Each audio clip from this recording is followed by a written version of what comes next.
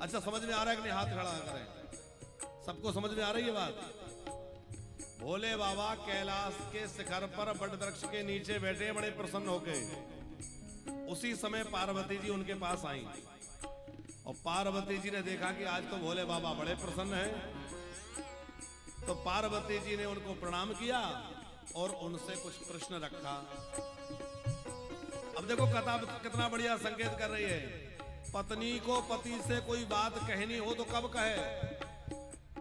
जब वो ये देख ले कि पति इस समय प्रसन्न चित्त हैं, शांत चित्त हैं, तब अपनी बात रखे। ऐसा नहीं कि ऑफिस से हारे थके आए, काम करके परेशान होके आए, किसी से झगड़ा करके आए, डांट सुन के आए और हमने अपनी बात कहना शुरू कर दिया तो घर में महाभारत मच जाए। नहीं, कब?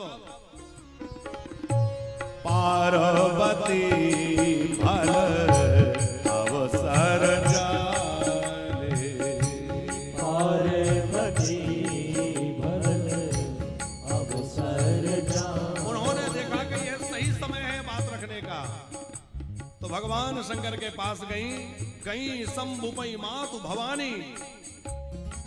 अच्छा, जब पत्नी आए तो पति का क्या कर्तव्य है कि भोले बाबा से सीखें। जानी प्रिया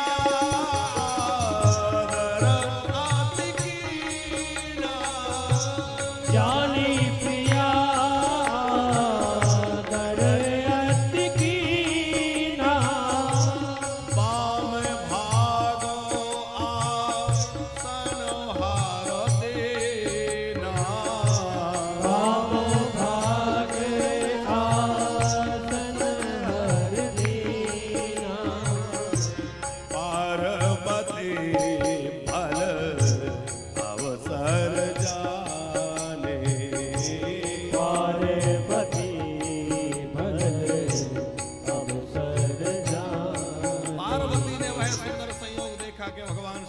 प्रसन्न है, अच्छा समय है, तो क्या किया?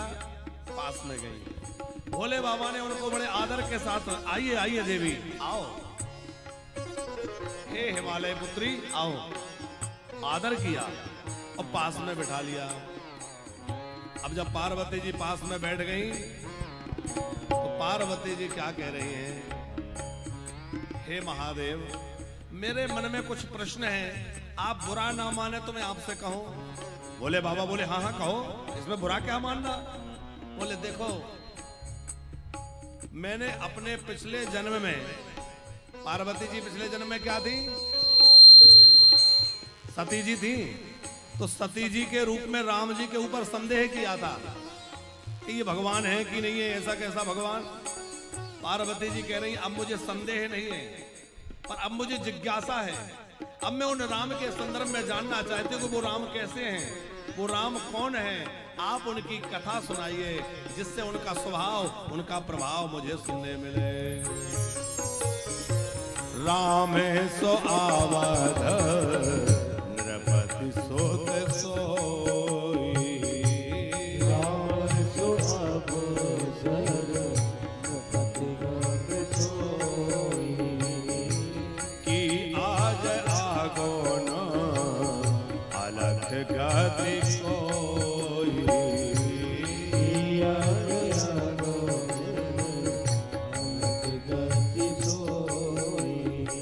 हे महादेव, आप कृपा करके ये बतलाइए कि राम जी दशरथ जी के पुत्र हैं, तो क्या वही निर्गुण निराकार परम ब्रह्म राम है कि वे राम कोई अलग है? ये प्रश्न बिल्कुल वैसा ही है जैसा कल याज्ञवल्क्य जी से भरद्वाज जी ने किया था।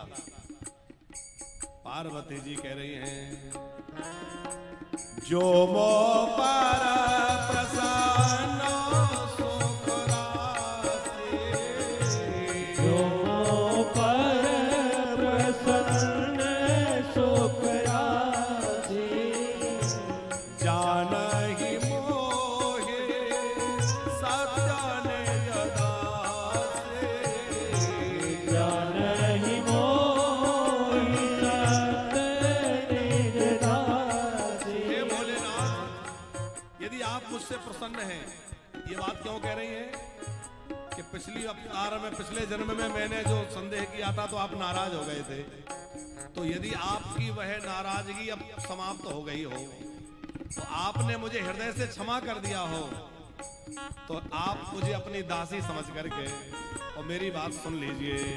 क्या सुन ले?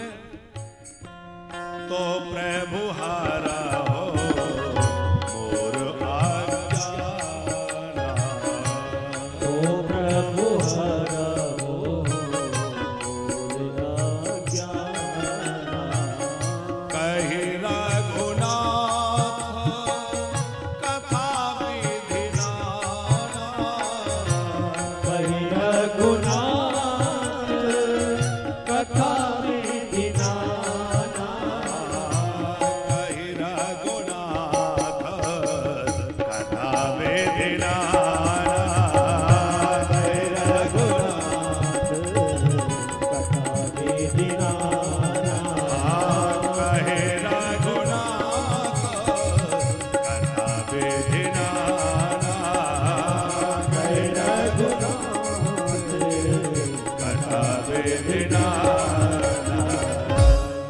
यदि आप मुझ पर प्रसन्न हैं तो आप मुझे अपनी दासी मान करके ये कृपा करिए, क्या कि मेरे अज्ञान को दूर कर दीजिए, मुझे रघुनाथ जी की कथा सुनाइए। देखो, पहले संशय था, अब संशय नहीं है, अब जिज्ञासा है। और किसी से भी प्रश्न किया जाए तो इसलिए नहीं किया जाए कि इनको आता है कि नहीं। प्रश्न करने के भी अलग अलग तरीके होते हैं। कई बार लोग ऐसा प्रश्न करते हैं कि जिसका उत्तर उन्हें पता है और वो जानबूझ के पूछते हैं कि देखते हैं महाराज जी को आता है कि नहीं, देखते हैं गुरु जी को ये पता है कि नहीं। ऐसे प्रश्नों से आपका लाभ नहीं होने वाला है। प्रश्न ऐसा करिए जिसमें आपके अंदर जिज्ञासा हो, आपको जानने की इच्छा रखते हो। कई बार लोग प्रश्न करते हैं वो रावण की नानी का क्या नाम था। हमने कहा क्यों, उसको पिंडदान करना है क्या? अरे नाम जान के क्या करोगे? लेकिन लोगों का रहता है कि भाई इनको पता है कि नहीं। पूछना क्या चाहिए, कोई संत मिले, कोई महापुरुष मिले तो उनसे पता ये करें कि गुरुजी ये बताओ भगवान के भजन में मन कैसे लगेगा। गुरुजी ये तो बताओ हमारा माला करते तो मन तो उधर भटकता है, वो कैसे ठीक होगा? ये संसार का माया जाल कैसे मिटेगा? ये बातें पूछने की है। ये पूछने से कुछ नहीं होगा उसकी नानी कौन थी और उसका वो कौन था है?